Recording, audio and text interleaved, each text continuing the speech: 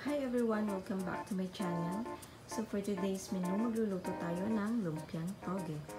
So para sa ating mga ingredients, kailangan natin ng toge, carrots, kamote, singkamas, bawang at sibuyas, Baguio beans, pork giniling,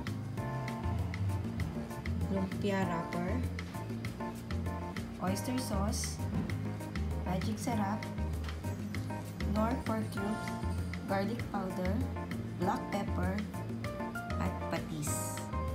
So yan guys, lahat ng gagamitin natin ingredient. So, gusto niyo malaman kung paano kung gawin ang lumpia toge, please keep on watching.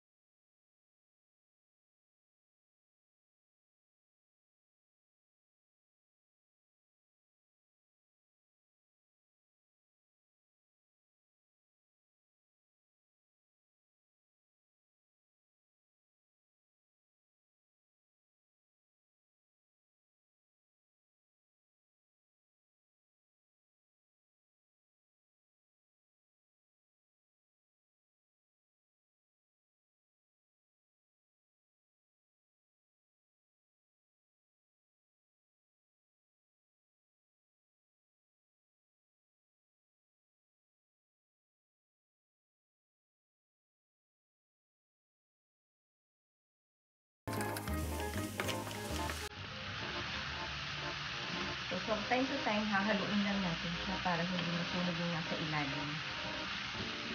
Hintayin natin lumambot yung ating kamote at saka yung ating singkamas. Palalamputin lang natin itong mga gulay. Ngayon, maglalagay ako ng magic sarap.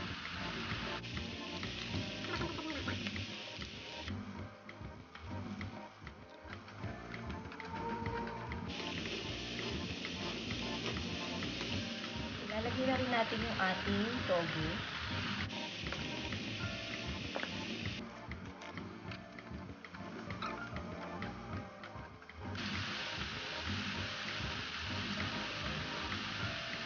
So, haluin lang natin siyang mabuti para maging even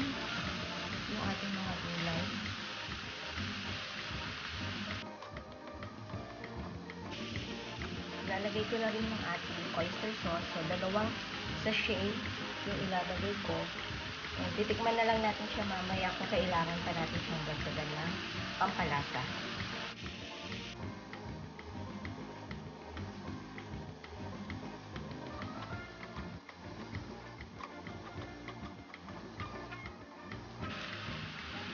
Pinili natin yun.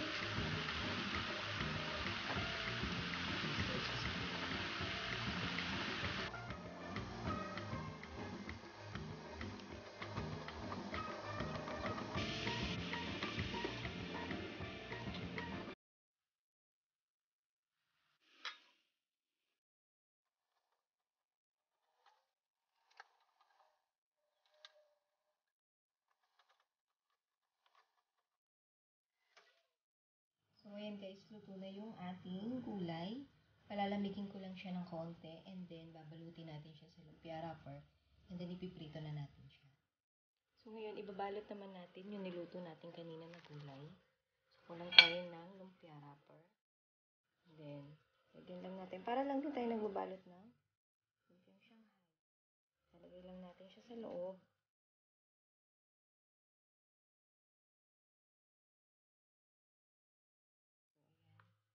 Then, i-roll lang natin siya. So, ipo-fold natin yung magkabilang side.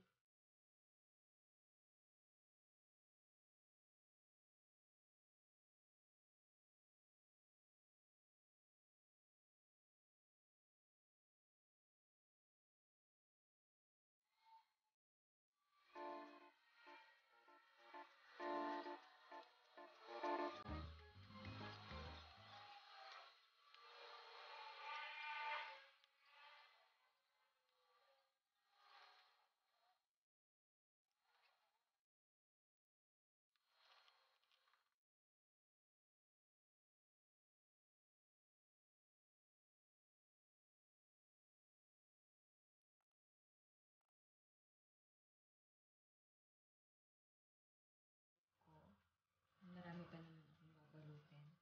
So, ipiprito muna natin siya para makainin natin. Hindi ko muna ibabalot lahat. Kung ano lang yung kakainin namin ngayon. Yun lang muna yung ibabalot at ipiprito.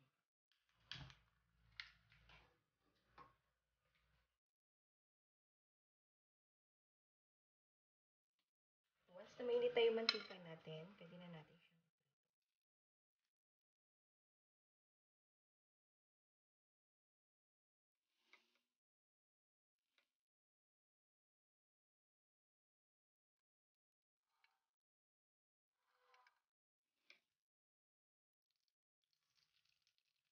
Once na golden brown na siya, pwede na natin siyang hamuin.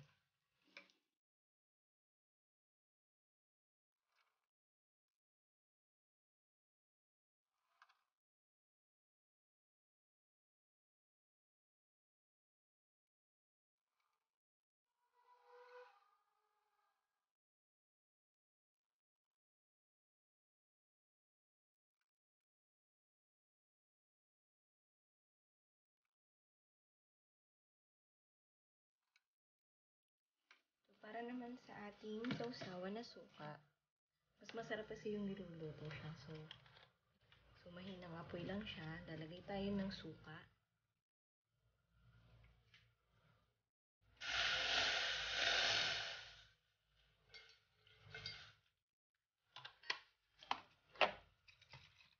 Tapos nilalagyan ko rin siya ng pinakurat, sweeten. So, depende naman sa suka na gusto nyo gamitin. Kahit ano namang suka pwede yun. So, gusto ko lang yung medyo maanghang-anghang.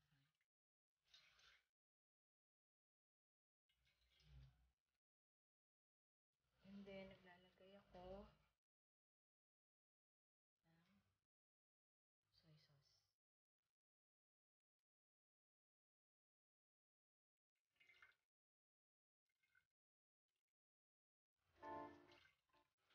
So, lalagay rin ako ng asukal na pula.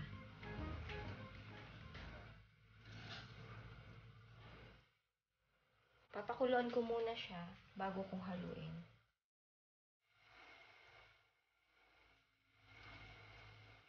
Pinaghalo-halo ko lang yung suka, toyo, at saka asukal. So, pag kumulo na siya, tsaka ko lang siya hahaluin.